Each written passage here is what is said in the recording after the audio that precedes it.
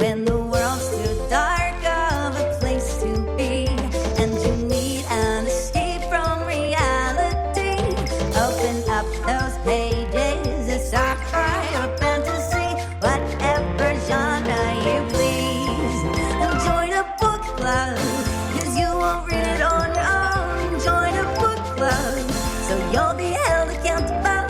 It's just a means to an end, but you're doing it with your friends, so join the book club by DLC. I hope you're dancing in your seat. It is time to talk a little books and to do a little boogie. Not necessarily in that order. I'm Jeff Kanata. I'm here with Lana Bashinsky. Hi, Lana. Hello. How are you doing? I'm Today. Wednesday. What's that? I said, how are you doing today? Wednesday. Yeah, we're recording a little early. Lana's going on a little trip. I'm having an escape from my reality. We picked the week with maybe the most reading we've had. So Image gave us the roadmap. Said, hey, here you go for the rest of Memories of Ice. Here's what we're doing. Knowing that chapter 18 is the longest in the novel, one of the longest in the entire series. I'm not really sure, Image. I'm not really sure we're gonna get through everything. There's so much juicy, interesting stuff to talk about. This week we're doing chapters 18, 19, and 20. Somehow.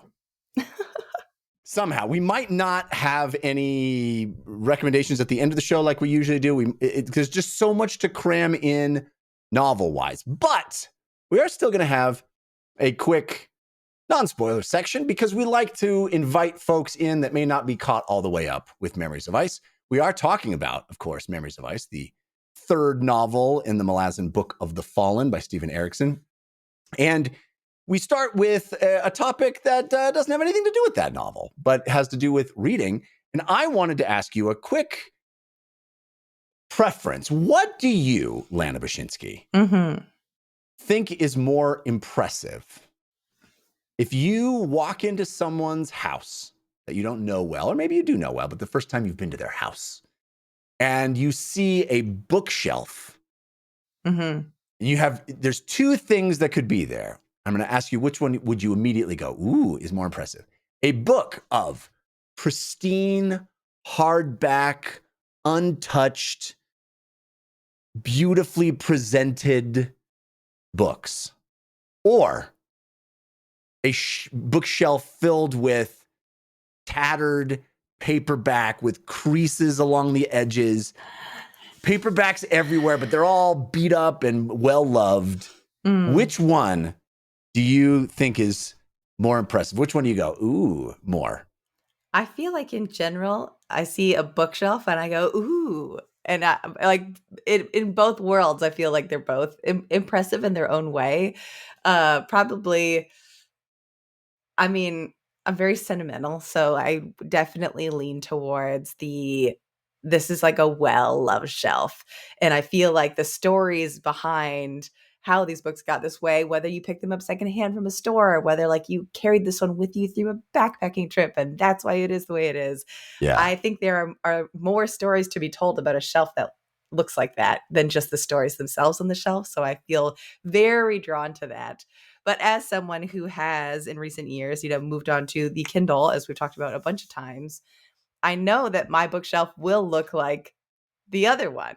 Because populating it with these books that it's like, I've read them all, but I didn't read those exact copies of them. My bookshelf will look like this pristine thing. And so I'm very torn between, I think both in general, I'm like, ooh, a bookshelf. But my bookshelf will never look like the one I'm actually find the most appealing.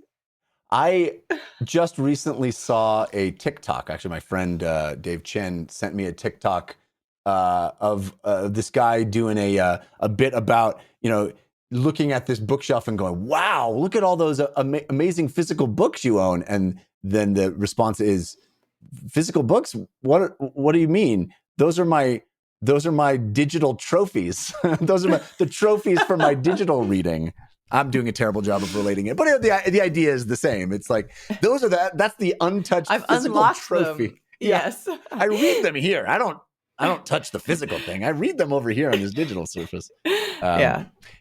I don't know. I bring that question up partly because I saw that TikTok, and also because I am conflicted because when I was a kid, when I was young and I was growing up, like the paperback, well loved, like creased, the big thick back ones with the big lines on the side now because they had so many creases.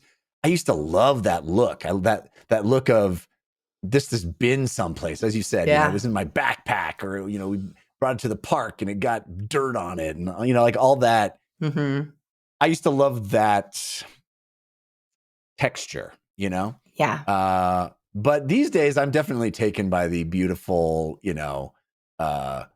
Library of Alexandria, So I guess it's like, which one do I find more impressive? I guess I find the untouched one more impressive because it is like, it's a spectacular, pristine thing. And especially if you have like really old copies of something. Like I have a first edition, the Illusion of Life in animation book, reference book that is in super amazing condition that was given to me by a friend. And that feels like one of the most impressive things that I own.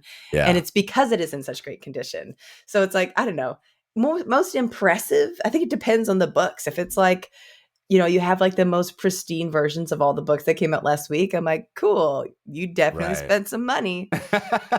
You're right. But if it's like, I think what is impressive itself is like, what is the actual collection comprised of? Is it pristine and ancient?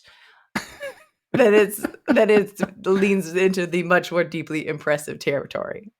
I have two quick anecdotes that you just made me think of. One is, when I was a kid, we had a shelf of the Encyclopedia Britannica, the complete encyclopedia, like each volume for each letter of the alphabet, that I'm sure somebody like door to door sold my dad at one point. Never touched it, not once. Never, Really? not once. It looked beautiful on the bookshelf, like these perfect volumes of each letter, all stacked alphabetically. Not pristine. even for like school. You didn't pull it out and like have to reference it. I mean, I maybe once ever.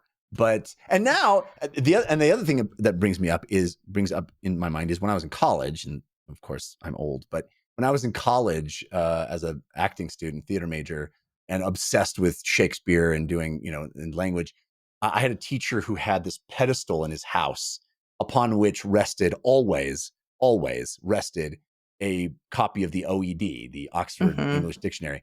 And I always was like, when I have a house, I'm going to have a pedestal with the OED on it. The most beautiful dictionary you've ever seen. It's just always open. You just go to whatever word you need. And I just thought that was so romantic and cool. But now technology has completely made that obsolete. It's obliterated romance. Yeah, it's true. It's like, what? Do I need to know the meaning of something? Phone, tell me meaning. Give me answer. I will move on. Anyway, speaking of meaning, we got a lot of meaning in these chapters. So let's get right into it because we got a lot to cover this week. Starting now, spoilers for chapters 18, 19, and 20 of Memories of Ice by Steven Erikson. And I think, for my money, having come right out of this bombastic, thrilling, visceral, gory, action-packed series of chapters of Capustan's defense and assault and siege. I feel like I would classify these next three chapters that we were reading today as being such an interesting denouement after that, almost such an interesting divergence after all of those fireworks. I would describe them as being about compassion.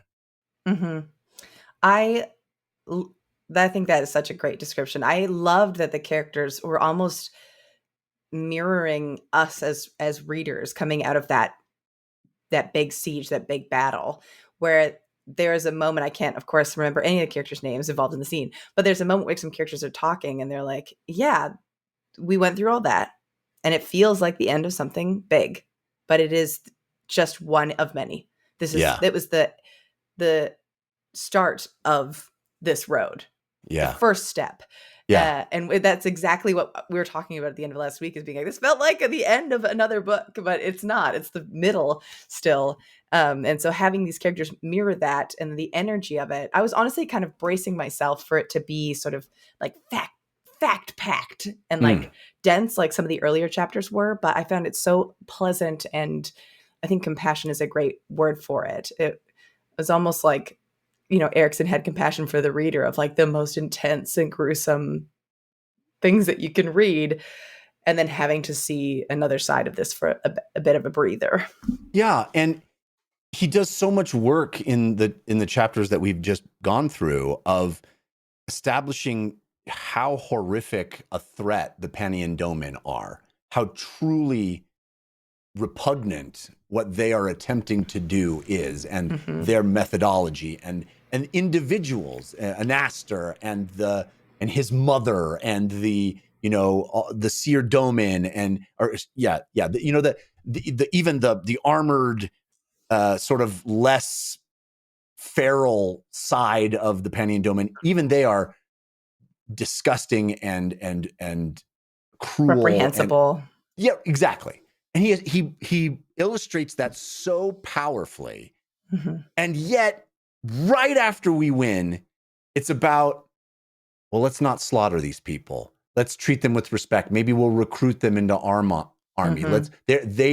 We see the sort of pain and agony that they're going through. It's an amazing thing, because if there was any, we described them last week as being zombie-like, right? And if there's any creature in all of fiction that you can do violence toward and not feel any amount of sympathy or remorse, it's a zombie, yes. Right? Yeah. Because they're going to eat your brains. They don't feel anything. They're crazed and out of their minds. And that's kind of how the Paniondomen, certainly the Teniscauri, have been. And even the Teniscauri are shown respect.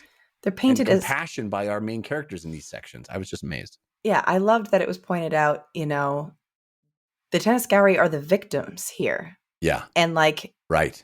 They are the ones who were starved into madness. Like, they didn't go ahead and choose this life. They were like, you know what? I'd rather only eat people. They were like ruled over by this horrible tyrant ruler who forced this life upon them. And so realizing that they are victims as well, as a part of this same person who has, slaughtered all of Kabistan, basically. Amazing. Yeah, we should get into the details now, step by step. But overall, that's just what I came away with, and I it's interesting that you had the same thought. It's powerful, and it's so interesting the shift that happens. But let's get into it. So the first scene of chapter 18, we're back with Quick Ben, who wakes up with Talamandus, and basically this scene is about realizing that Quick Ben is going to get away, find a method as gifted to him by the Bargast ancient gods to be able to use his warrens once again, even though they remain poisoned by the crippled god. And that is, he's going to have a little stick man on his shoulder all the time.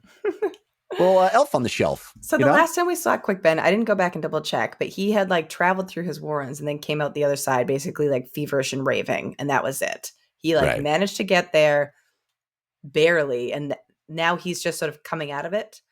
There wasn't an inciting incident that, or I basically assume everybody who's sort of coming to themselves is because of Ickovian taking so much upon himself.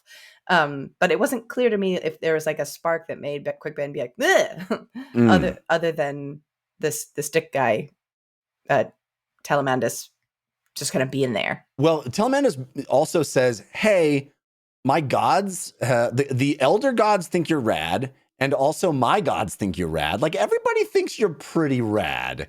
And so we've all agreed that you're a pretty good choice for somebody to be able to stand up to the crippled god, even though you're just a mortal. So, since we all think you're so rad, they're going to give you this ability. They're going to bless me with this ability to be your shield in the warrens. So I say that in order, because perhaps that's more what it is that they awoke him. Yeah. Pulled him out and were like, hey, he was raving and speaking in his dream state. He was speaking aloud, and they're just like, let's listen. Oh, interesting. I love that whole dialogue between him and Quick Ben and Telemandus, because Quick Ben's like, oh, because you want me to heal Burnt because she's really sick. And he's like, what? How do you know that? Nobody's allowed to know that. Yeah. You can't know that many things. And he's like, oh, well, I actually know all these other things. And he's like, shut up. shut up. Yeah. Just He's like, like, oh, you him mean knowing anything just made him mad. It was he's like, like such the Warrens. You mean Cruel's blood? He's oh like, yeah, what? that's what What? it's, exactly. Yeah.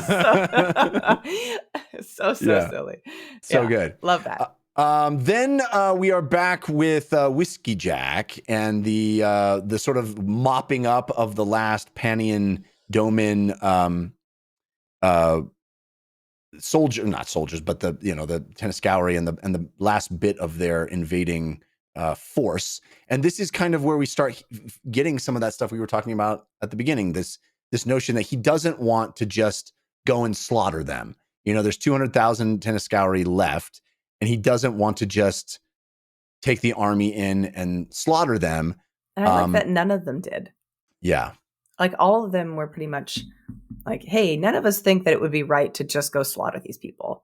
And that just, in a world where like things are pretty gray, that's like a pretty noble stance. And you're like, okay, there's at least like these are some good guys here, because they wouldn't just do that. Yeah. Yeah. I also like the little tidbit of like somebody killed the Septarch Kolpath, who we hear about a lot. We never really see Septarch Kolpath. It seems like a pretty bad dude. And then somebody's like, whoop, whoop, whoop, whoop, whoop, sling, right in his head with a rock. I was like, did I read that correctly? I assumed that we'd like have like a moment with him. And it was like, no, unceremoniously slung through the head with a rock. Pretty rad. Got him. Next. Pretty rad. Yeah. Then Corlat shows up and yanks Whiskey Jack into her warren, the Corald Ghislaine warren. And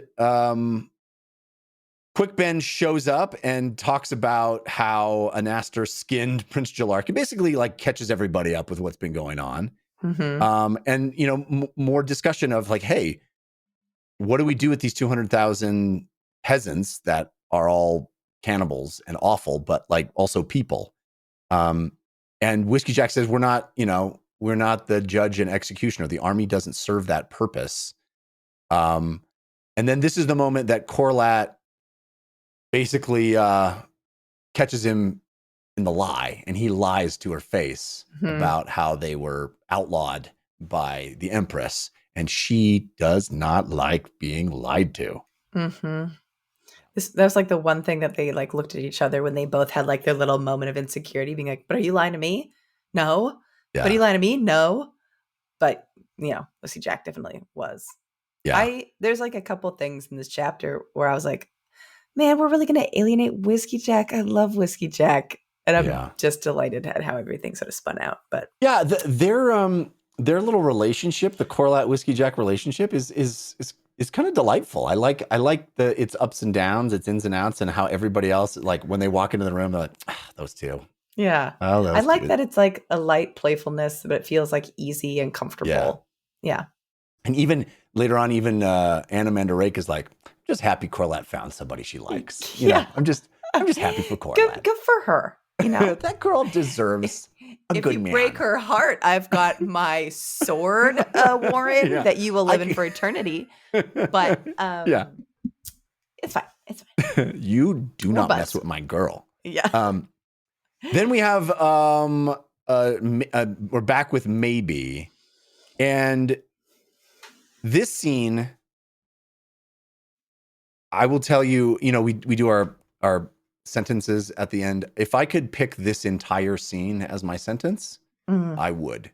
I read this entire scene out loud to my wife because and this is the first time I've read anything to her from this novel. I've raved about it to her numerous times, but I was like, you have to hear the language here and the way Erikson describes motherhood, which, of course, is in a fantastical setting and has aspects that are not based in reality, and yet resonates with us, with me, and with her. Like as I read it out loud and talking about how a mother's body is destroyed, is ravaged by not only childbirth, but the process of giving and giving and giving to your kids, and what that does. And it's so beautiful, so resonant, this metaphor of, in this fantasy setting, magically sucking the life force, but the metaphor of how every parent, certainly mothers, their life force is drained. They do give of themselves to birth these children and see them through to adulthood. And we have I have a child with special needs, and she is very draining to us as people. And just the language used here was so moving and beautiful. And then comparing that to this woman this Rivi woman who comes and brushes her hair, and usually brushes the hair of dead, the dead, or prepares bodies of the dead, and has been kicked in the head by a veteran and is sort of not all there. But then they have this moment of connection where they see each other's. It's like unbelievably beautiful. Yeah. I could not say it better. I loved it. It obviously it doesn't resonate with me on so many levels as not being a mother, but really beautiful. And it's so tragic because like reading the story, you get the Mavy's perspective, you get Silver Fox's perspective, and both of them feeling spiteful and abandoned. When like as the reader, I'm like, but you're right there. Like both of you are right there. And it breaks my heart. Yeah, I mean, we find out literally in the next scene that Silver Fox is 30 paces away, like talking to Krupp, like, yeah. But the Mavy thinks she's abandoned her, trying to kill her. Yeah. Yeah. I mean, I don't know. There are a number of sequences in these chapters that I just thought were so poetic and beautiful, but none better than that. Maybe just the analysis of Parenthood. Anyway, okay, so Krupp and Silver Fox talk in the next scene, and I kind of like their burgeoning relationship as well. I'm into we love Krupp, and like his connection with Silver Fox is so interesting in these chapters because they start as buddy, and then of course she starts acting in ways that he doesn't agree with, and she starts just like saying, "Shut up, dude! I'm gonna go my own way," which I thought was pretty cool. I like any scene that sort of pulls Krupp out of his facade and into like normal. I love the dynamic of his character in general, but anytime that he just isn't like, we all know I'm great and perfect, and that's why you'll listen to me. And here's like a very juicy tidbit, but it's I'm just a humble genius. Yeah. I like when he just is of himself, and I cannot wait to see like, who are you really?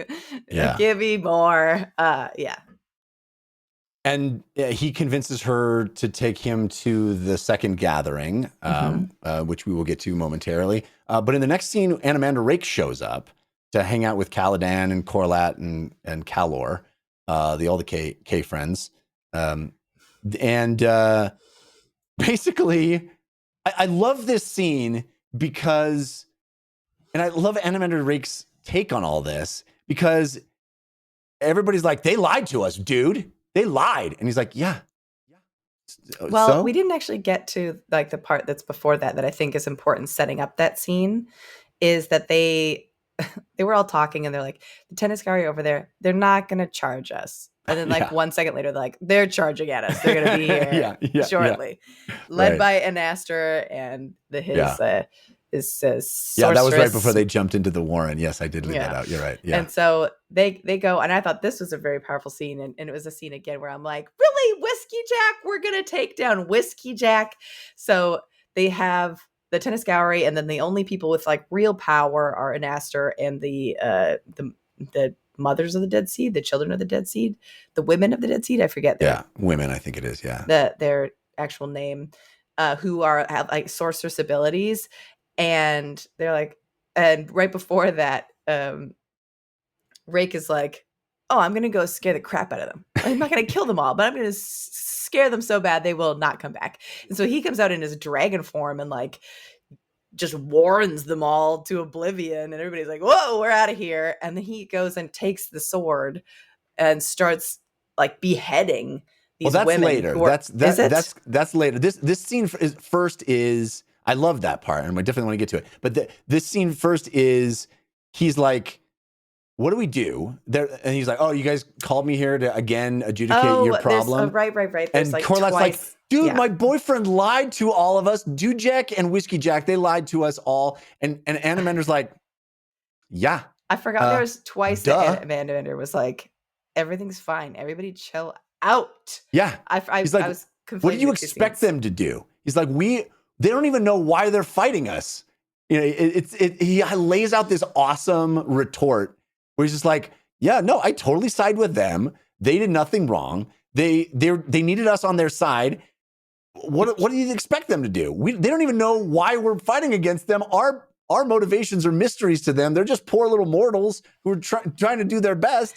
And Calor's like, all right, well, I'm going to change the subject. Let's talk about something else because they like immediately like walk in the flap after that moment, and they're like, oh, we're like ready to take ready for their alliance to basically split. And they're like, anyway, so who's going to bring water? Exactly. Yeah. Does anybody have more rations? And they're like, yeah. And Corlat's like, oh, I really shouldn't have gotten so mad at him. Yeah. Oh, Yeah. I screwed up. It's such a like human, lovely thing about like, I am so mad at you. I'm going to go tell all my friends exactly what you did. And they're like, no, he didn't do anything wrong. Oh, I'm the a-hole. I'm the... Oh, darn it. Now I have to apologize. Let's see if I can catch his eye and be like, it's actually fine. We're good. We're good. I'm not mad. It was me. Yeah. But yes, this is when he says, I'm going to scare them. I'm going to scare them witless. It's like, what are you going to do, Animander? Are you going to murder all of them? No. I'm going to scare them in person. Yes. Okay. I'm sorry for mixing up those two scenes. No, it's okay. I get it. Great tee up. Yes. So then what happens next? Okay. So then we go to Quick Ben, back with Quick Ben. This is awesome. So now we're back with Quick Ben. He's got his little elf on the shelf, his elf on the shelf. Yeah. His little charm on his arm, his little beholder on his shoulder. I don't know, whatever you want to call it. I'm trying to like Talamandus on his handus. And a stick man on his. I don't know. We had it. We were done, and then I wanted to do one more. You know. Great. Stick it was a great attempt. Under his thick hair. On his hair. Yeah. Okay, so he's like, I want to test your efficacy. I want to see if it actually works, that you can make me able to use my warrens without getting poisoned. What are we gonna do? Let's walk through the city. Ooh, crazy necro house. Let's go in there and see if we can get in. This was so excellent. And then Talamandus the whole time being like, why are we doing this? He's like, it's fun. He's like, also, I'm like a little rusty. But like, we've seen like a couple, I think every single time we see Quick Ben being able to actually like use his magic, we see like a little bit more and a little bit more and a little bit more. And this again just felt like such a mic drop moment for Quick Ben going in there. Epic. And like so interesting to see like how the warrens work and how different creatures like partially exist in a warren. So like going through one warren isn't like, I am totally invulnerable to everything else that was on the normal world. It's like, no, you have to, that the undead can see in Death's Warren makes actual total sense. It's science, basically. The demons can see in the demon warren, but we still want to use these two things to like sneak our way through. Beautiful. So great to see more about how the magic works, more about like, oh, we're using the stone warren to go into the wall because it's made of stone, but it's not all stone, so it feels like you're pushing. Yeah, it's just masonry, so it's like harder. Yeah, it's awesome. Loved it. Yeah. And you're right. That line where he's like, why would we do this? And he just going, because it's fun. It's like, what a cool thing to put in this book, which is full of huge, important, dramatic, intense things. And you just have a character who's like, I want to do something because it's fun. Yeah. Really, really cool. And yeah, we to get past the undead servants, we go into one warren. And then he's like, well, I bet that dude can conjure demons. He's like, really? Interesting. I haven't seen any. Oh, there's one. And it's like runs at them. And he's like, okay, demon, here we go, buddy. I'll let you go, but you have to promise not to bite me. I'm gonna undo your collar. But for real, don't do it. But like, don't bite me, okay? Okay, here I go. 1, 2. You bit me! Like he just immediately tries to bite him and leaps into another one. That was all awesome. That's why they call him Quick Ben. That's why they call him Quick Ben. That's why they call him Quick Ben. Not Slow Ben. Then he comes strolling in, and Beauchelane is reading, by the fire, just some necro books, as one does. And this conversation is amazing. It is so good. It is so juicy, and it's so brief. Like the whole scene feels very goes from like chill, being like, oh, they're matching wits, to like very intense. And Beauchelane's a bad dude. If there's one thing I know, that dude is bad. Yeah. Ooh. It's so rad how it's it's Picard and Q. Yes. It's what's another example? It's Sherlock Holmes and Moriarty. Yeah. It's like it's Professor Charles Xavier and Magneto. It's the two uber powerful dudes who both know they're uber powerful, and we're not using our uber powers right now. We're just sitting across the chessboard and we're doing some moves just to sort of like feel you out and see what's going on. Oh, okay, all right, I get you. It's so juicy and satisfying and awesome. And then, Corbel Brooch is like a bird on the thing, just like, and then he starts transforming, and mid-transformation, I could just see it in my head, the like visual effect that it would be in the movie. I know. Version, where he's like halfway transformed, and Quick Ben's like, Shazam! Just completely blasts him. I'm like, Quick Ben, when he was like, hey, you seem to have like used, was that 7 Warrens? And he was like, it's 6 Warrens. And he's like, man, you really shouldn't have used. But I'm like, why'd you use all 6 to fire a magic bolt at that guy? Couldn't you use like 1? That feels like really revealing. Wow. Quick Ben. But then, and Beauchelane's like, wow, that's a lot of Warrens. I'd never seen anybody use that many Warrens. You really messed up. Yeah. I really could start seeing the tabletop game where he's like, you must be exhausted. I'm like, yeah, he needs a long rest big time. And then he's like, you really should have held half of that back. And he's like, I did. Watch out! And like, it was hits totally Beauchelane with another bolt too. It was one of those, another 6 Warrens. Come on! It was the I am not left-handed moment. Oh my God! Yes. Yeah. Well, I am not left-handed. It's so perfectly, so rad, so rad, delicious, and just like I don't know. It definitely felt so. The whole scene felt so familiar, of like opening a door that you didn't think that you could open, but you happen to roll really high in a tabletop game. And you're like, oh, the NPC is here who's way higher level than me, and just being like, peace, like smoke mommy and getting out of there. Like it felt so dangerous. Beauchelane felt so much like a predator. Mm-hmm. I'm like, what was he about to do? Like Corbel just wanted to kill him, but what did Beauchelane want to do? Yeah. It's just, I'm like, what are they there for other than to be like this creepy side characters just doing nefarious stuff in the wings? I do think there's something percolating there, right? Yeah. They are this weird, chaotic force that I don't know what their motivation is, but they're uber powerful. And now Quick Ben has poked the tiger, you know? So I'm sure it's very interesting. Although later they literally just get knocked out by a couple of magic missiles.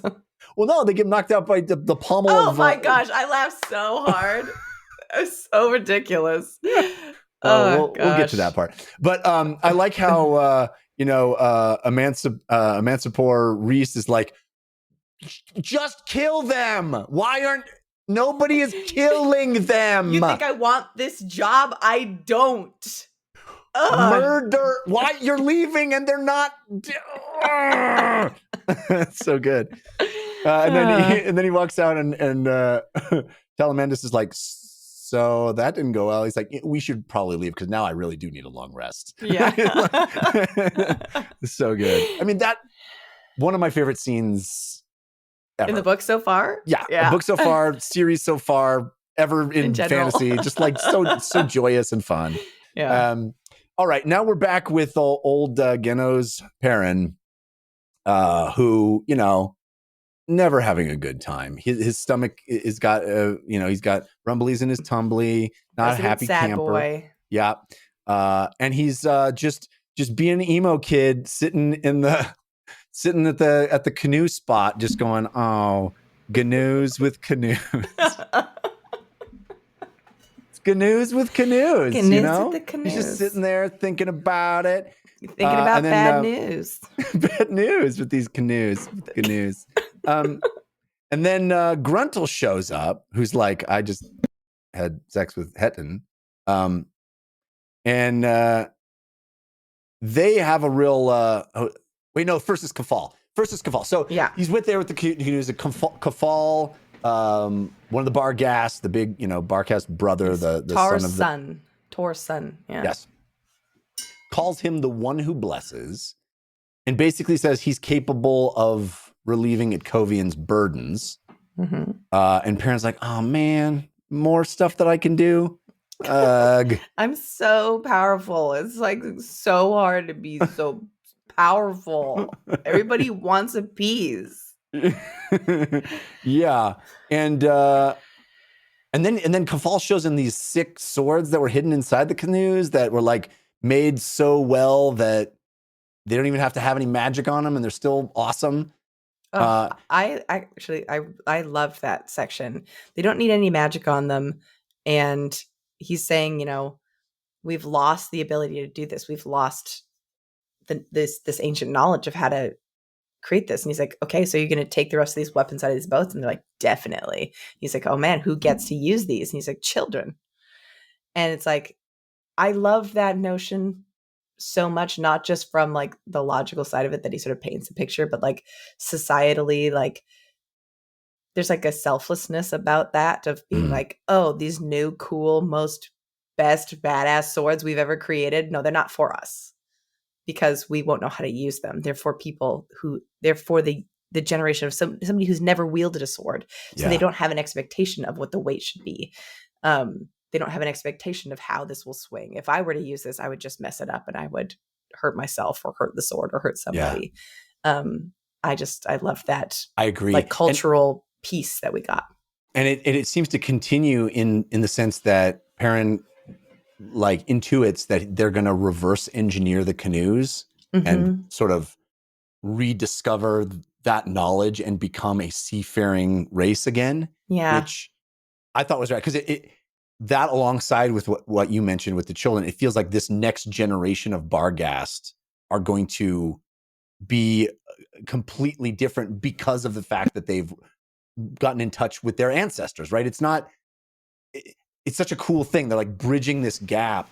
And now that we actually connected with this ancient knowledge, the next generation is going to benefit from it, which I thought was so neat. Yeah.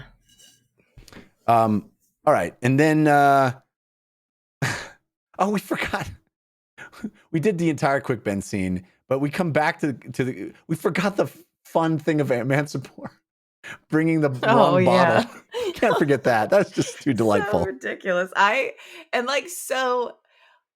read like that stupid joke about him being like, so Emancipor brings the wrong bottle and it's blood and not wine, which is just like Emancipor has never had a sip of wine or like, it's like, so what are you doing? It's so awesome. I drank it. It didn't taste flowery at all. What's flowery supposed to taste like? What did it taste like? It tasted like iron. Yeah.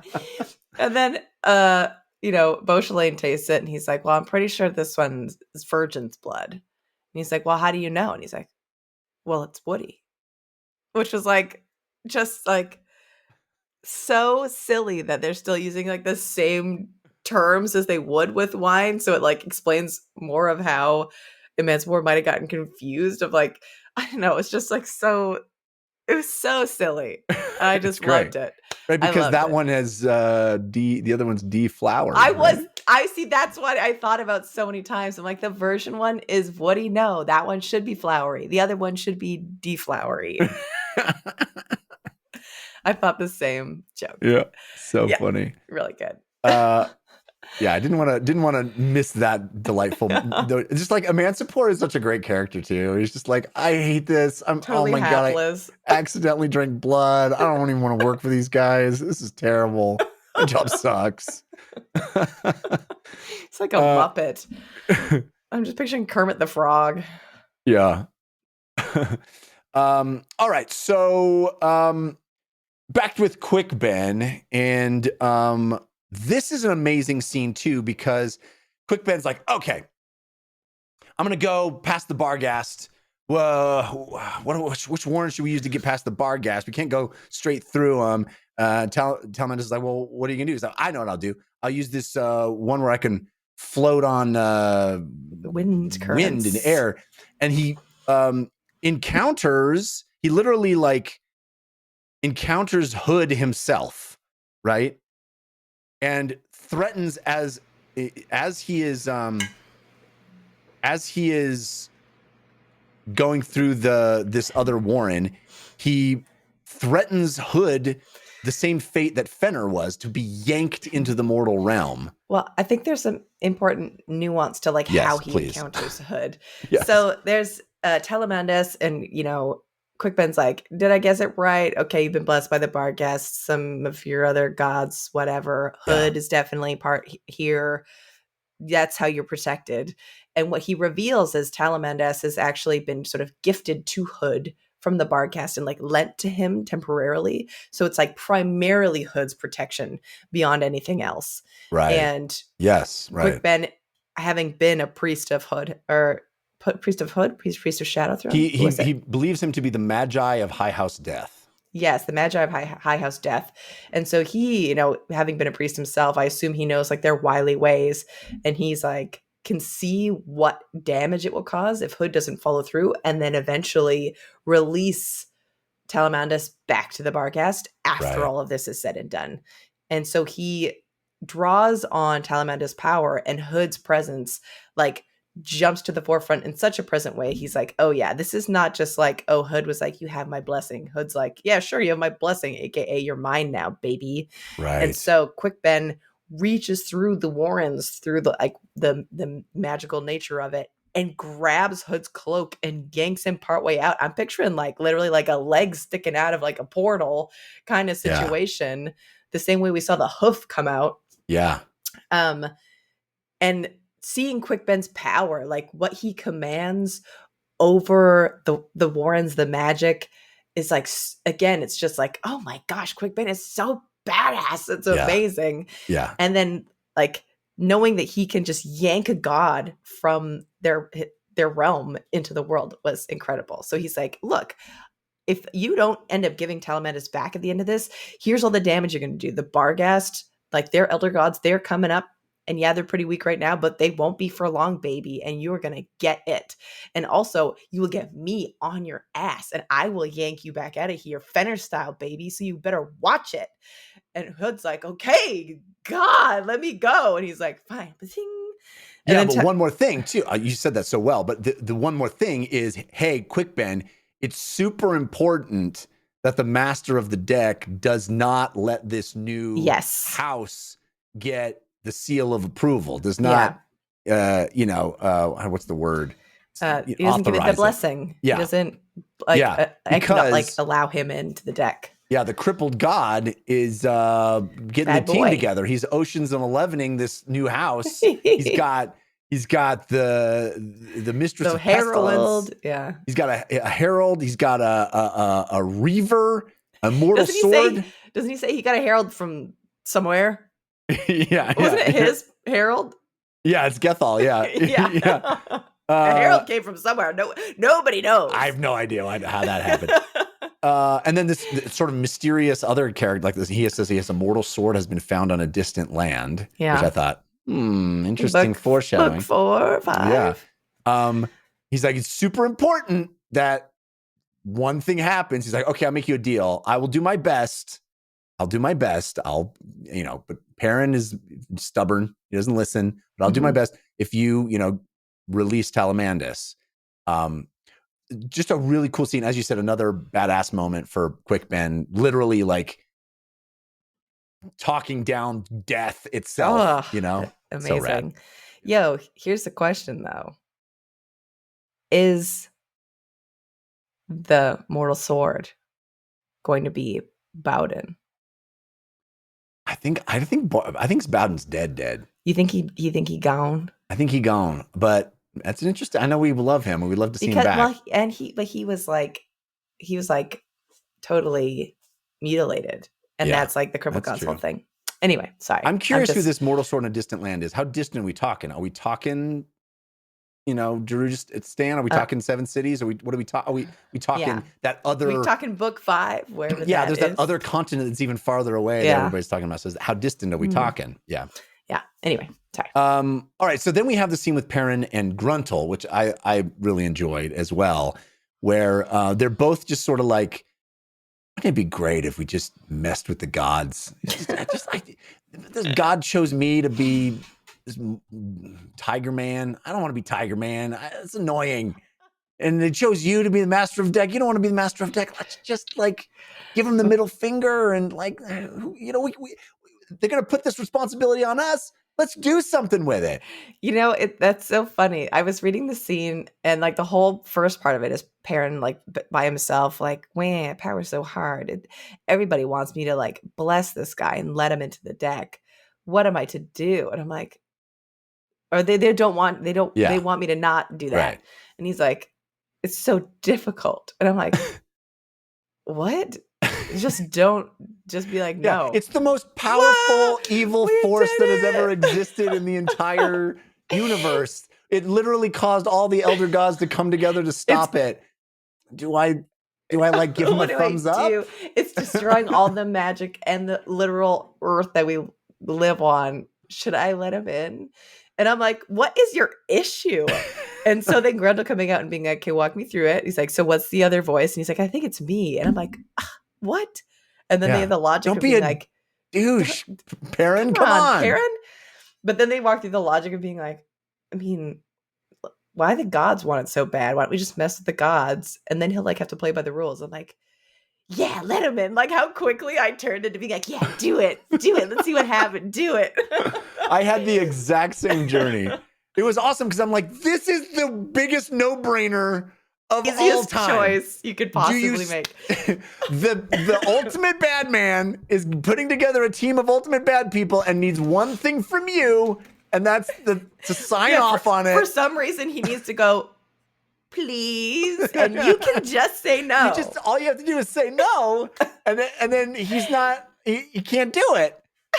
I really don't want to say no, though. I kind of want to say yes. And I was like, what? Perrin, what are you doing? And then you're right. And then like, I kind of like, oh yeah, no, I get it. Because the way they lay it out is, well, if he's outside the rules right now, and if we let him in the club, he's got to do club rules. He's got to wear the polo shirt and the hat. And like, he can't be coming in jeans and a t-shirt anymore. Oh man. I honestly was like, Gruntle said that. I'm like, not so bad. And Quick Ben shows up and he's like, oh yeah, you should definitely let that guy in. And I was like, yeah, do it. Whatever Quick Ben says.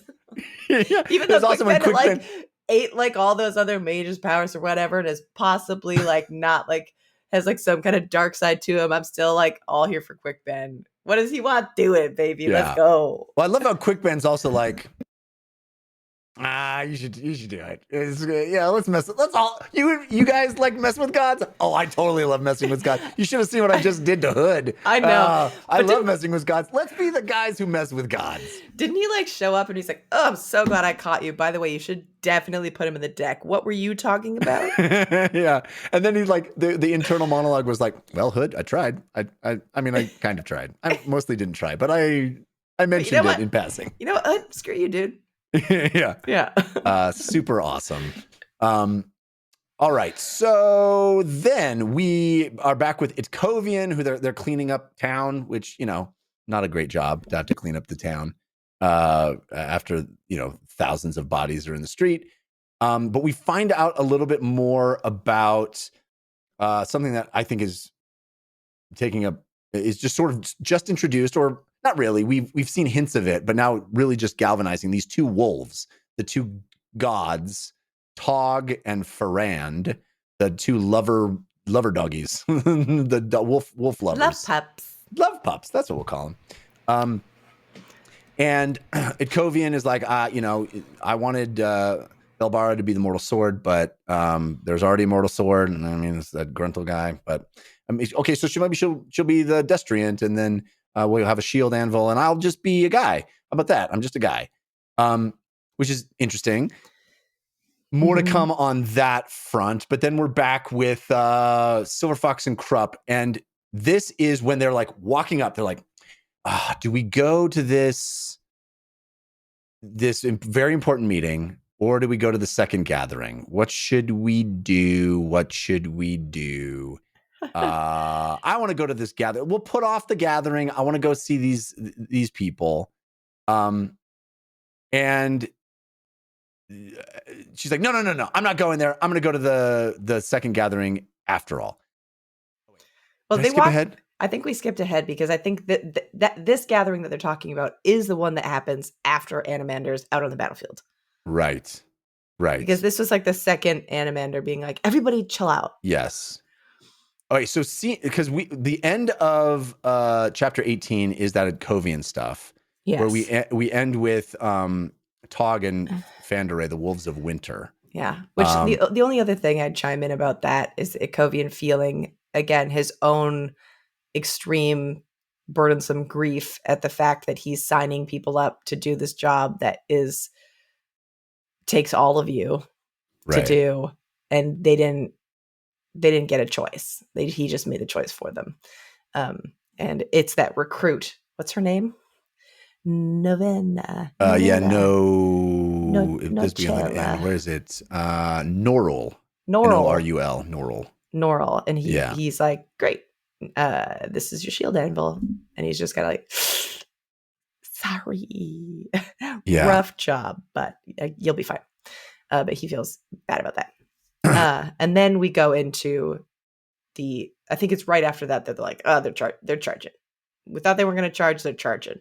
Well, the end of this is, according to the outline I have here, chapter 19 starts with the second gathering. And okay. That doesn't seem right. That doesn't seem right to me either. I'm going into my own book. Do we miss something? I may have skipped over something. No, you're right. Chapter 19 is the second gathering. Yeah. But we definitely missed something then before that, because there's like a couple of things that happened. This is a dumb thing to say. I don't know exactly the order. I think no, I stepped through. I think we're maybe, yeah. I think we just have it wrong in our heads. Yeah, I trust the book more than I trust myself. Or I trust what you're saying more than I trust my memory. So C19 starts, chapter 19 starts with all of the Talon A appearing by the thousands. Silver Fox and Krupp are being followed by those two Malazan guards, guard women that have been protecting Silver Fox of their own accord. And then Pran Scholl shows up, and she's like, "Wow, funny for you to be here. Aren't you my dad?" He's like, "Yeah, I'm your dad." And then the other Tilana Moss is like, "He's not your dad. Not your dad. He just was willing to accept the pain of that to make you feel better." Yeah. She's like, "Are you my dad?" And he's like, "Yeah." She's like, "Wow, thanks for abandoning me." Yeah. To go to war, Dad. I was growing up very rapidly, and you just went off to war, Dad. And so we get lots of introductions of lots of Talana Moss. All these different factions, which I found to be very fascinating. And lots of them have tendrils that we've already seen Kellenved's group, the only ones that they knew about when Kellenved was emperor. But basically, like, they kind of give her a lesson in what's been going down, and saying that they have been, there's been offshoots of them searching for renegades and what they've been up to, and they've been trying to kill the last of the Jagged. And she's like, well, didn't one of the Jaggeds like show up, and it wasn't one of the like the here? tyrant? Yeah.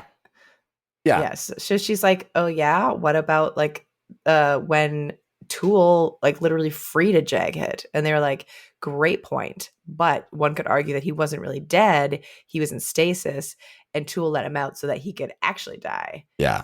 And then I forget if it is Krupp is like, well, he also isn't dead still though. He's like in the house. Yeah.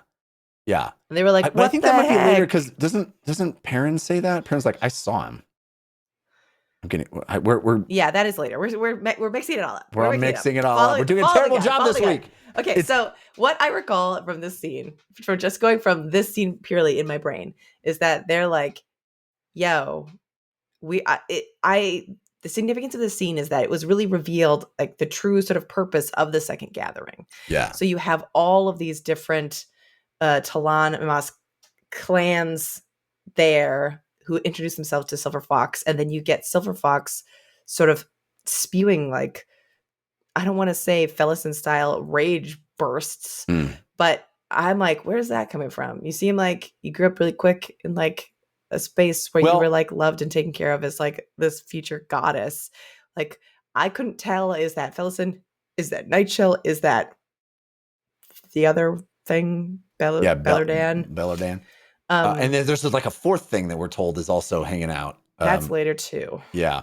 But okay, so here's what I got from this is Silver Fox seems to feel it's her responsibility to end all the tyranny. End tyranny. Yes. So basically they're like, hey, here we are. We're here. We've killed all the Jagged. We don't have anything to do. We killed all the Jagged by the way that makes sense to us. And so the point of this gathering was them being like, yo, we're done. The world has changed so much. We've lived so many millennia that like our idea of like the tyranny we were trying to end is over. Please let us die finally. Like that's what they want. But my interpretation of her motivation is she's got a lot of yabbits, right? They're like, hey, we're done. We did it. We killed all the Jagged. We're purposeless. We're walking around, and even Krupp's like, yeah, they're purposeless. And she's like, well, but isn't the Panny and Seer Jagged? And they're like, yeah. Okay, so we'll kill him. We'll kill that one, and then we're done, right? Then we're done. And she's like, well, but there's what about the tyrant that was unleashed? Yeah. Well, but it's cool. Don't worry about that one. She's like, yeah, but Krupp Krupp goes, well, you saying that there's no more is different than saying there's no more that you know about. So my interpretation was her going, I'm not going to let you guys go if we're not 100% certain there's no more tyranny. I saw that it was partially that, but also she's like, everybody wants to just leave me again. It's like this abandonment complex that she has. And then Krupp is like, oh man, again? And there's actually like a Krupp line in here that I thought was clutch. Of Silver Fox says something like, I feel like it's been hundreds of thousands of years for me to finally like reunite with my purpose. And Krupp is like, what he says is like, yo, scry the audience. But what he's saying is like, yo, hundreds read of the room. Read the room, honey. Totally. Like, choose your words. She's like, I feel like I've been alive thousands of years. And all of them are like, oh, do you? You guys are like, bones literally falling off their face. Falling up through their ribs. I thought so funny. You know, scry our friends. Funny. Yeah. But it just felt petulant to me that she's like, no. You want to leave? No. That no landed hard, man. And it's cool because you feel it through Krupp. You know, we're getting it through Krupp, and he's like, he can't breathe. He's like, oh, don't do it, don't do it, don't do it. And she goes, Mhm. no. Yeah. And they literally all kneel down and like, And they're please let us go. wailing. Oh God. Yeah. All of them as one kneel and like, just let us die. Just let us go to oblivion. And she's like, no. And it's so interesting to hear, to feel that dynamic shift through Krupp of like the pleasantries of him being like, I'd love to go along, and him being like, this is great. And then him being like, okay, you're saying so. Read the room, sweetie. Yeah. And then it's like, whoa, this is not what I'm about. Please don't do this. Like seeing his relationship turn. Yeah, you're right. I love. So this next scene is what we've been kind of thinking came earlier. So yes, we start with Whiskey Jack and Corlat. Whiskey Cat and Corjack. That's their those are couple cute names. Couple name. So cute. Whiskey Lat, Corjack. And they're kind of making up over the disagreement and misunderstanding they had. And I love this progression and sort of working through of the emotion of it and the responsibility and the moral positioning of it, where Whiskey Jack is basically saying like, hey, this is when Animander Rake comes in. Yes, yeah. Blasts everybody with his Warren. And then Whiskey Jack is like, dude. Well, he's like, yeah, that'll scare him. Got a good handful of them. But then Animander lands and starts beheading the women of the Dead Seed. And Whiskey Jack's like, that is too far, man. Because that is not just killing these people.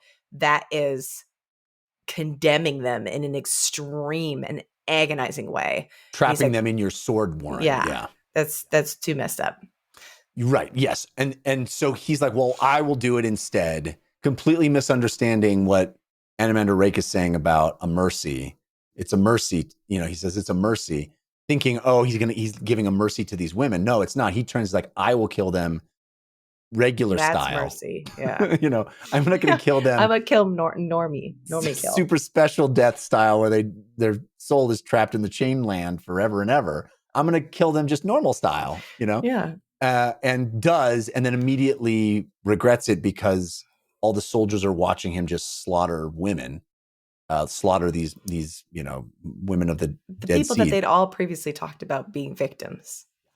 Yeah. And they're at this point not a threat, right? They're just there. And so he immediately feels bad about it and realizes, oh my gosh, Rake was trying to be my pal, my bud.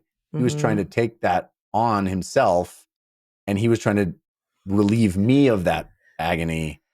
I'm dumb. And then he talks to Corlat. And so this is what I was getting at earlier, is this progression of them working through the responsibility and morality of it, and him saying like, I'm awful. I shouldn't have done that. And she's like, no. He's like, well, but they all just watched me do it. And she's like, how dare you underestimate them? Yeah. It's just an amazingly sophisticated, moral position to take, is don't dishonor them by thinking how they feel. Yeah. You don't get to choose how they feel about that for them. Yes. Yeah. And the more the distance that you'd put between you and them because of it, that's where the damage would be done. Right. Yeah. It's a very modern view of respect. It's let them come to their own feelings about it, and don't underestimate their ability to see the nuance, right? Because you did, right? You acted in that moment based on a nuanced position, and you think they are unable to see the nuance themselves. That disrespects them. Which I loved that. And the fact that she points that out to him, it's just beautiful. And so I found it very powerful. Me too. Okay. So much more to get to. I know. I'm like, we're still in chapter 18, aren't we? No, this is 19. We're in 19. This is 19. Okay. We got some fun stuff with Cole and Murillo. We don't need to go into it in too much detail, but I love their decision. Like, we're going to break the maybe out. We're going to save the maybe, because it just sucks. Like it sucks. And there again, compassion, right? Feels like it's the theme of these 3 chapters is, Whiskey Jack's compassion for the Tenniscowry and looking at them and Itkovian's compassion for them and looking at them not as this horrible, inhuman threat anymore, but as victims themselves of a wider thing. And then also Murillo and Cole, making this, deciding, hey, she's suffering. She deserves to be brought to a healer. If we break her out and do that, it's going to cost us so much. We're going to go bankrupt. It's going to ruin our lives. But that is an exchange worth making. To give her an end of life that isn't excruciating and awful. And didn't they is this the moment where they stepped through and they were like, yeah, they've forgotten that she's here. Right. There's so much going on. Somebody has to do this. Nobody else is going to. It falls upon us. I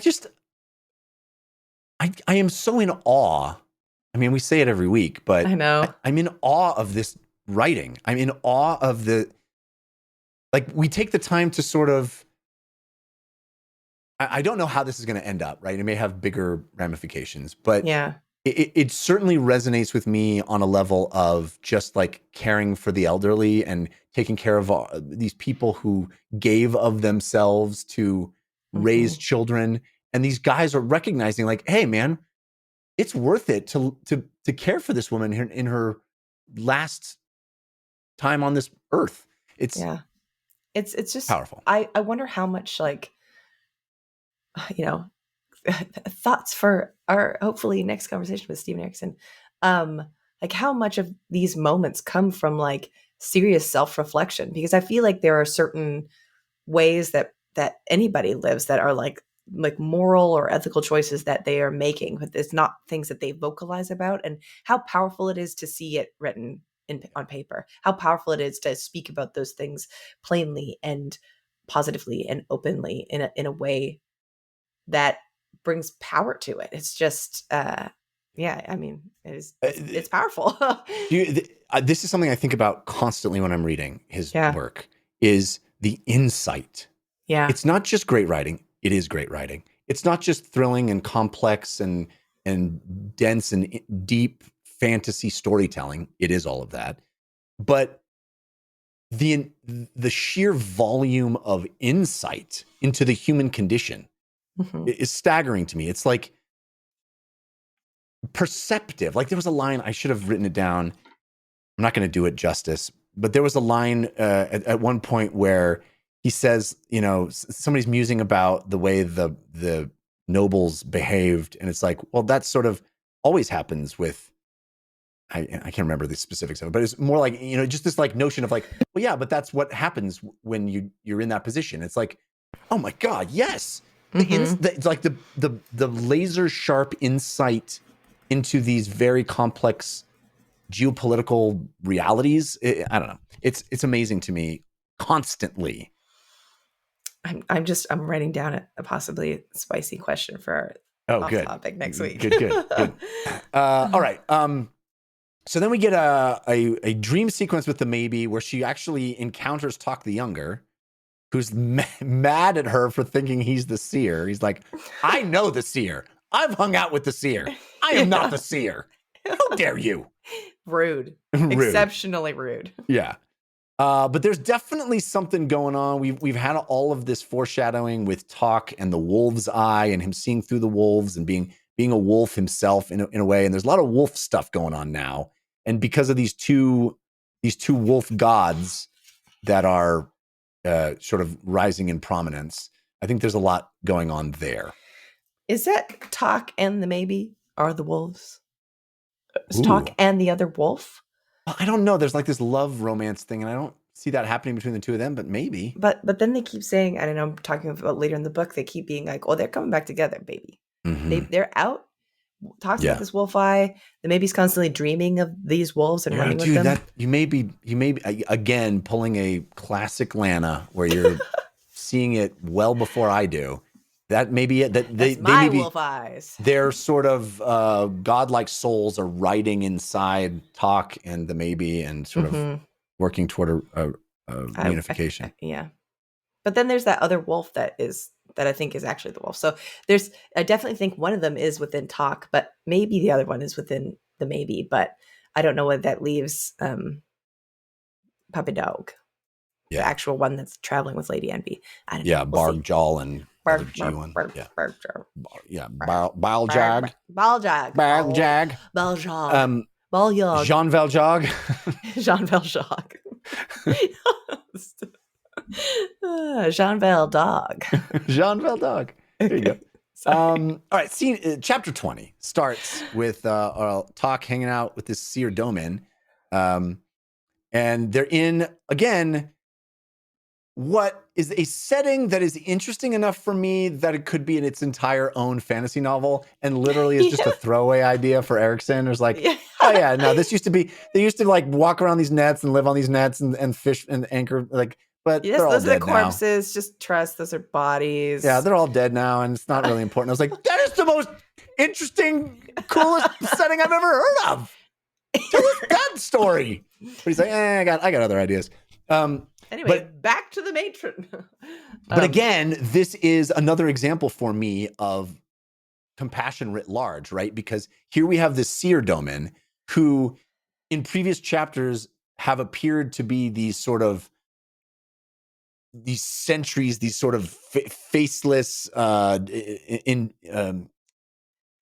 terrifying, statuesque, like, this kind of this force that is not human, that is pure evil. Even that sit down conversation we had with one and Lady Domin, like, it was menacing, it was grotesque. Like, they don't seem to be characters that I have sympathy for. And then we have this scene where he's like, oh yeah, no, I used to live here. My dad was a fisherman. He went out one day and my mom was like, let's be Penny and Domin crazies. And he came back and he was like, oh no, I'm not party to that. I'm just going to sail away. Which is like extremely, it's like, oh, that's a tale of abandonment. But also I'm like, good choice, Pops. Well, good choice, Pops. But also it humanizes this inhuman, larger than life force. It's like it's made up of these individuals who all come there from pain. They all come there for a reason, right?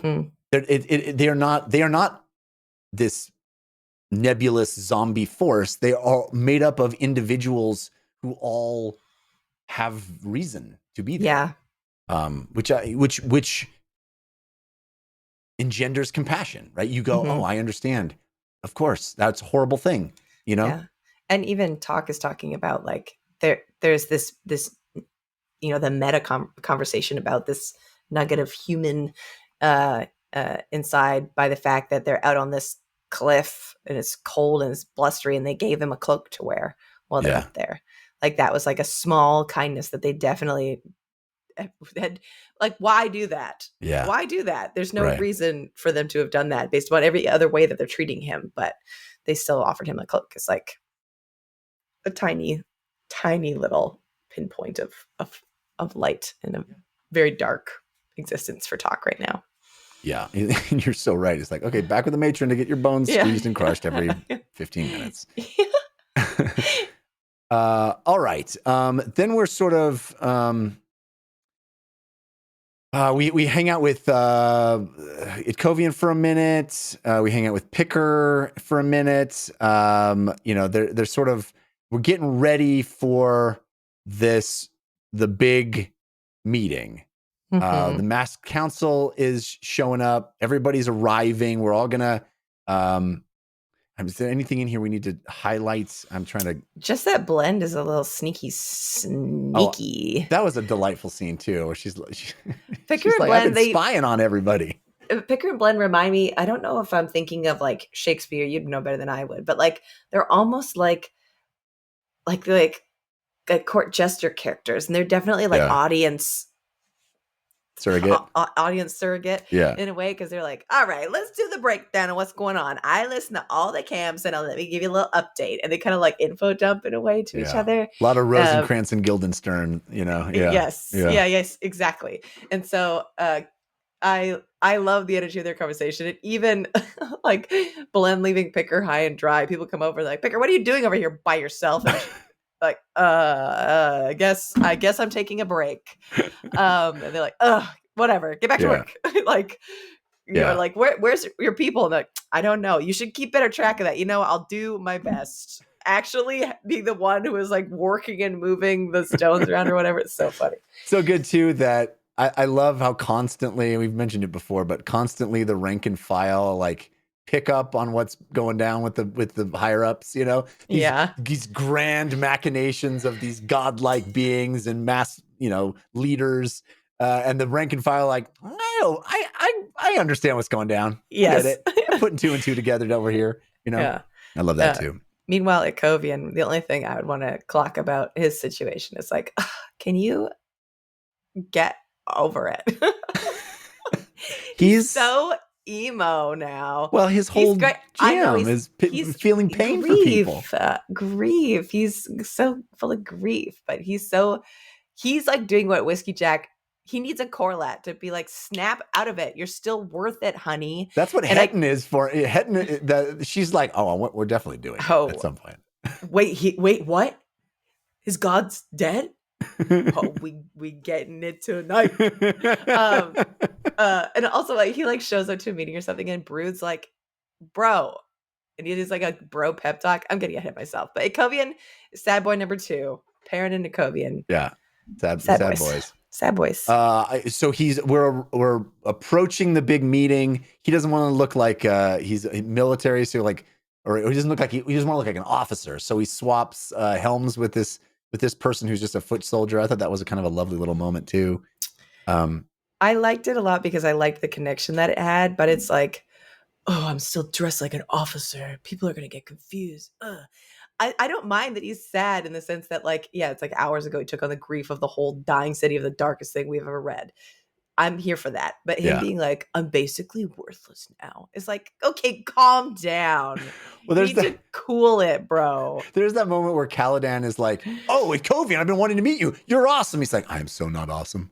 Yeah, I'm so not awesome. He's like, well, but it's an honor to meet you. It's not. It's really not. It's not an honor to even meet me.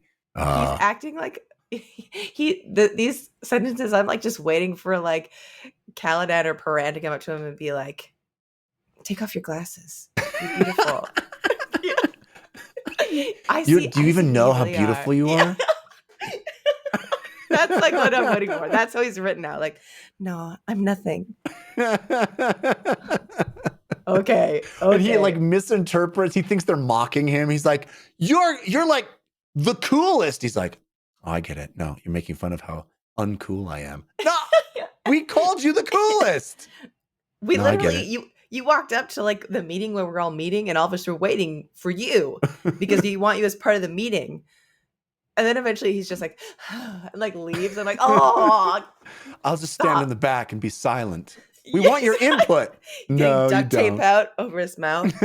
You know, it's like, no, it Covian. All right. Enough. So we finally get to this massive meeting of everybody. Mass council shows up. Karuli shows up. And guess what, ladies and gentlemen? Again, Lana nailed it. Karuli, too close to Karul. Woo! He's unoriginal, baby. He's like, I'm an elder god. I will fool all the mortals by adding an I at the end of my name. They'll never see it. I'm brilliant. I was like, are you kidding me? So silly, but so great. Because I cruel, get it? I cruel I. I'm an elder god. Oh man, yes. Sorry, please continue. I got nothing to say other than that was so silly, and it makes me like, are we gonna like, when are we meeting Fenner? Like, I want to see all these people being in it. It's Well, we get a massive info dump here, and it's fun. There's a couple of times, I think we may have skipped over a couple of them, but there's a couple of times where we had that moment where Perrin is like, man, my whole family sucks. I bet Fellison is like, I bet she's like turning tricks in the prison. And he's like, wow, nailed it, Perrin. Man, nailed it, buddy. I guess you guys were close. You really knew. Yeah. So I bet my other sister is like, you know, gave her a bodyguard in there. Probably what she would do. Like, wow, nailed it. Yeah, nice. But we get a couple of really awesome moments where, you know, the last book has been referenced, and one of them was, you know, all of Heberick's story. That's what we get. Ooh, I loved reading this. Not just because, well, also I'm like, the Warrens are your veins, but you're also like a guy sitting right there. Yeah. What's up? It makes me want to go back and read all the Caruli scenes. Because like back when he was sitting in the thing, and he's like, I know what you're thinking. I've just been sitting in here. I'm like, I bet there's stuff in there that's hinting at it. I know. You know? All the Fenner story, amazing. Like how he got his hands chopped off and like why he seemed to still be like such a, like we saw like that happening in action as like something that was meant to happen. This person was actually being punished, but it was like bad because Fenner was not around to like accept the hand. So it was not a good situation for, you know, Wrath Fenner. But Heberick getting like too close to the truth on something and then being like, we gonna cut your hands off.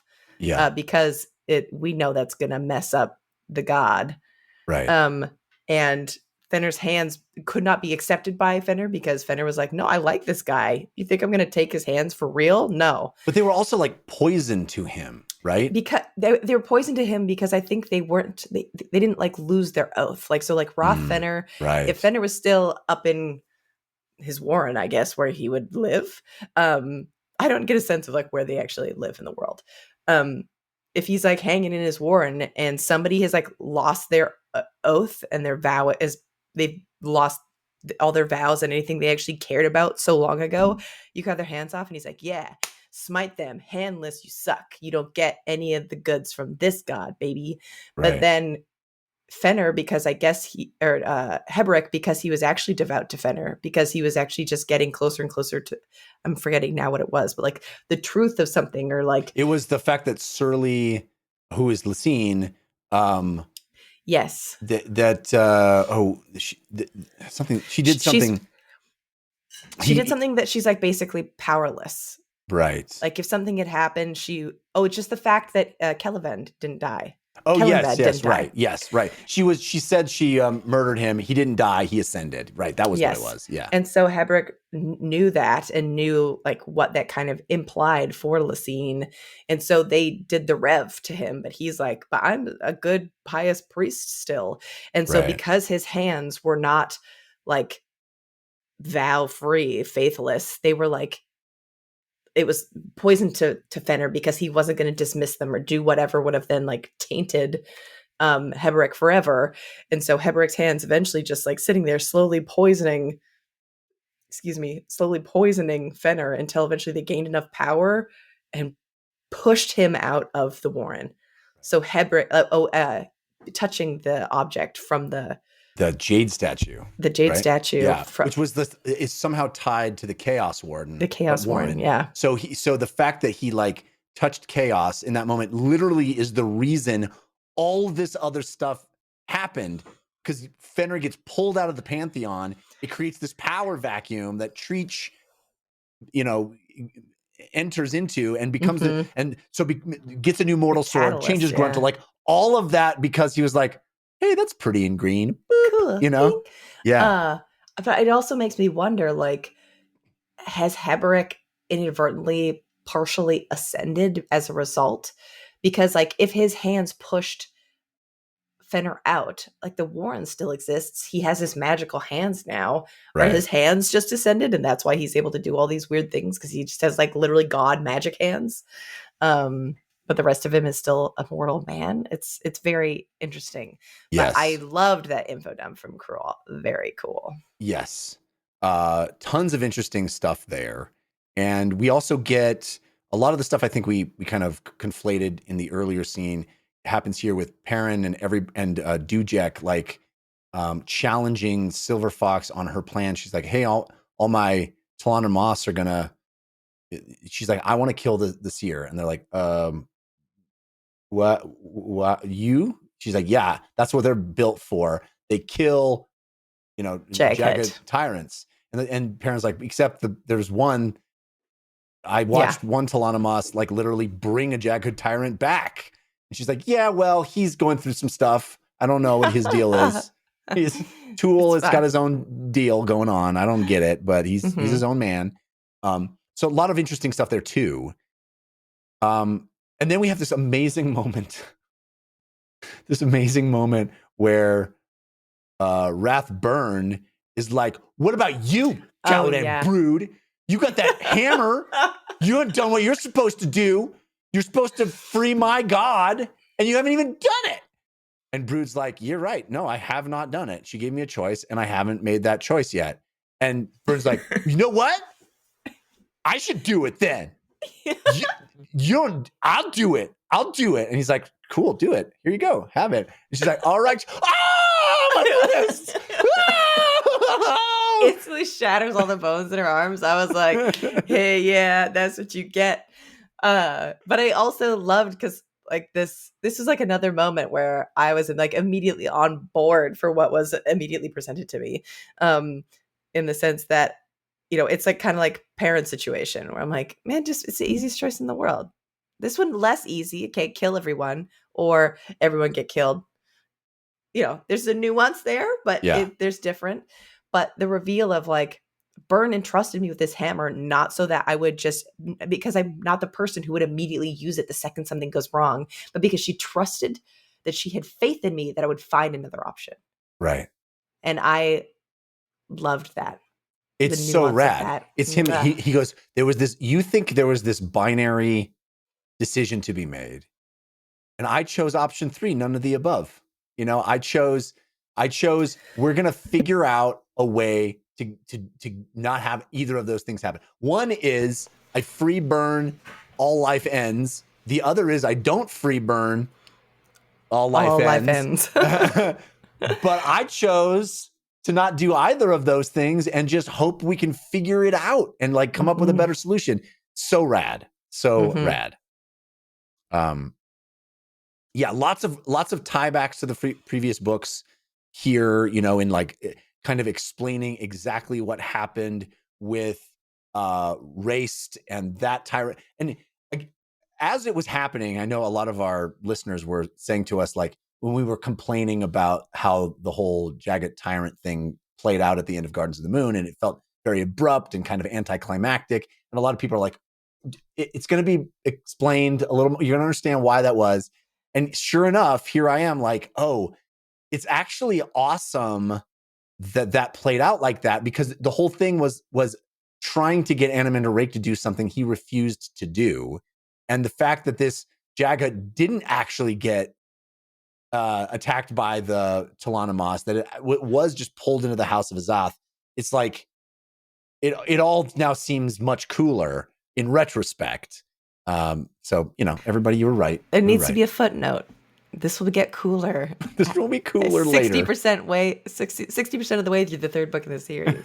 Little teaser. Yeah. All right. So Caladan heals Rathburn himself. He's like, she couldn't have known. She couldn't have known. She just wanted to use my hammer. She couldn't have known it was going to snap her little twiggy arms like that. I apologize. I will heal her. And everybody's like, did I know? I knew. But she didn't know. I'll heal her. So I'm going to heal her. And they're like, oh, dude, you used the Denol healing Warren without it being poisoned. He's like, yeah, that's right. I'm awesome. That's illegal? Yeah, yeah, I could do that. Interesting.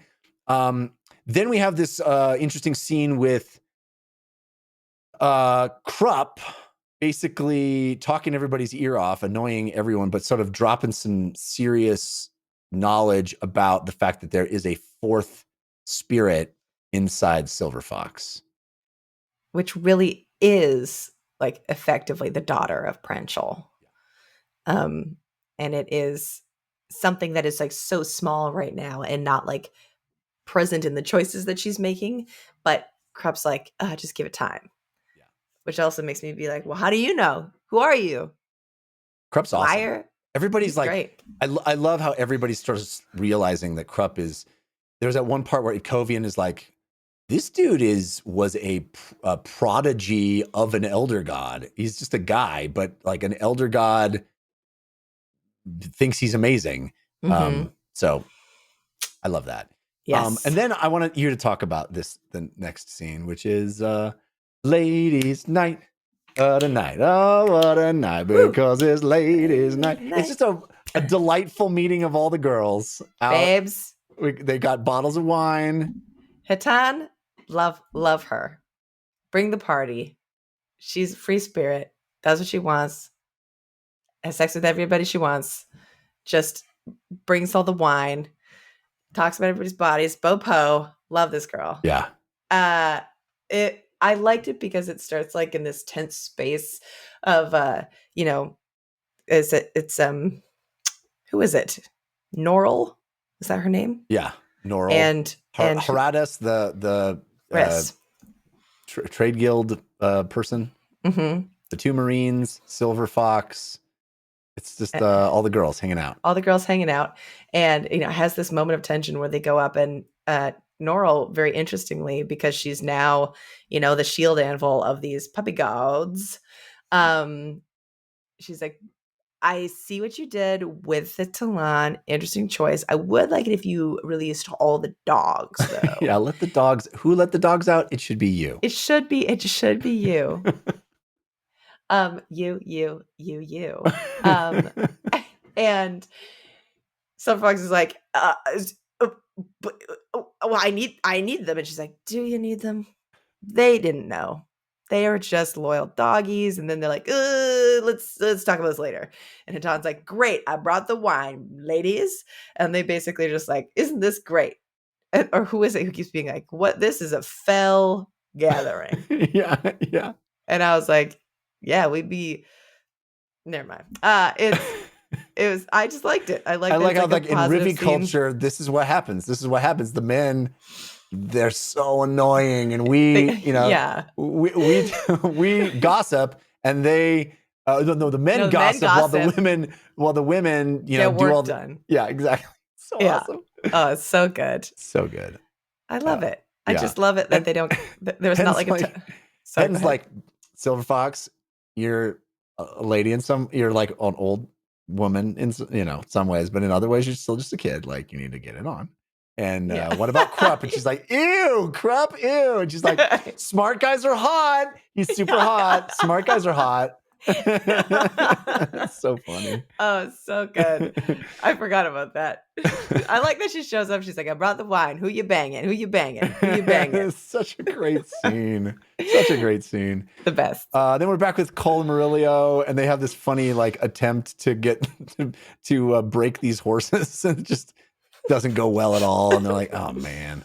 I don't want to reward the good behavior. They just like lose one and they're like, all right, give me the good behavior next. That great exchange where he's like, he goes, you go back and get your money back. He's like, oh yeah. Then they said there's no refunds. He's like, and that didn't make you wonder why they were saying that? That didn't worry you that they were asking a lot of money for these horses, but no refund, like, no takesies, backsies. Yeah. So silly. Okay, and then we have our final scene of the chapter and of the book, which is yet another setting, the coolest fantasy setting that could be its own entire novel, and it's just another throwaway thing. It's very frustrating to me as somebody that tries to do this too. It's like, oh, I got so many ideas, I'll just toss them on the scrap heap. We're in this sort of icy tundra area. We're jumping between ice slabs to get from place to place. So cool. Lady Envy and the Segula. And then we see this floating city, this like pieces of this floating city that these people live on this. They have inflatable building. It's so rad. So rad. Well, it starts off and like their little, group of traveling companions. Like the dogs are mad. Nobody wants to talk to Lady Envy, who's completely unscathed. Everybody else is nicked up or stitched up. And one of the dogs is like very, very sick and like won't let anybody near it. And they're like, you got to go heal that dog. And she's like, well, it doesn't want me to be near it. It's like, well, it can't move now. So you have to heal it. Yeah. Mock. Yeah. Mock's like, you have to heal the dog. And she's like, fine. She's like, I'm going to heal you, but don't bite me. And then, of course, the dog starts telling her. She's like, whoa, this is the thanks I get. It's like, yeah, but you poisoned the dog in the first place. Yeah. And she's like, but wasn't it clever? Like, they got pestilences, like Lady Pestilence or whatever, on their side. And so I took her magic and I poisoned everybody. Oh, it's so smart. And they're like, ugh, anyway, to the ice flows. You're great. It's such a great. Love her sassy, entitled energy. Yeah, it's amazing. And then we get this other Talana Moss shows up. She's like, hey, Tool's. Oh, not Tool.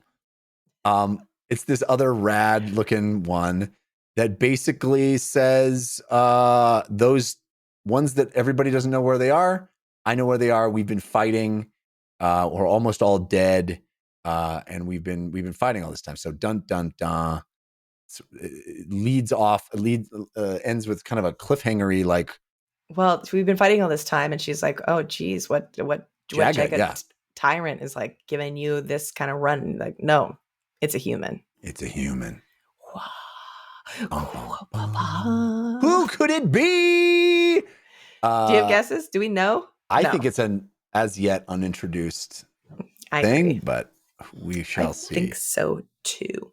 We did it. We kind of got through it all. It was a little messy at times. It was a little messy, but we got through it. But next week we start book 4, which is entitled Memories of Ice.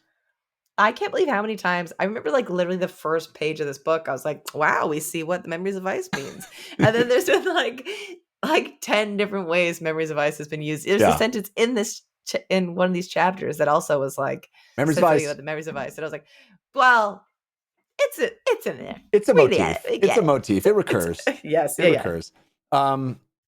Incredible stuff this week. I just thought it was so incredible. As I said, we're not going to do our usual recommendations, but we do still have sentences we liked. So, Lana, if you are locked and loaded, you may begin. What is a sentence that you would like to pull out from the stuff? Like I said, there's so many to choose from this week. My goodness. There are. Here is one of my faves. This is Quick Ben and Talamandas in the Capistan. Quick Ben studied the transformation around him. Death ran riot in this city. Souls crowded the streets, trapped in cycles of their own last moments of life. The air was filled with shrieks, wailing, the chop of weapons, the crushing collapse of stone, and the suffocating smoke. Layered beneath this were the countless other deaths, those that were set down, like successive snowfalls, on any place where humans gathered, generation upon generation.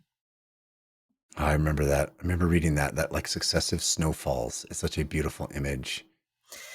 And just, again, like the constant weaving of like commentary on like our current society and the reality of the violence of humanity in the world. Just, makes you think. I have a few. Here's one. We just talked about that sort of cliffhangery ending of like, it's not a Jaghut we've been fighting, it's a human. Here's sort of a foreshadowing of that happens earlier when Krupp is talking and says, talking about the first gathering of the Talana Moss. He says, there was but one enemy then, one people from whom tyrants emerged, meaning the Jaghut. But time passes, and now dominators and tyrants abound on all sides. Yet are they Jaghut? They are not. They are human for the most part, yes? We are the worst. We are the worst. I love that.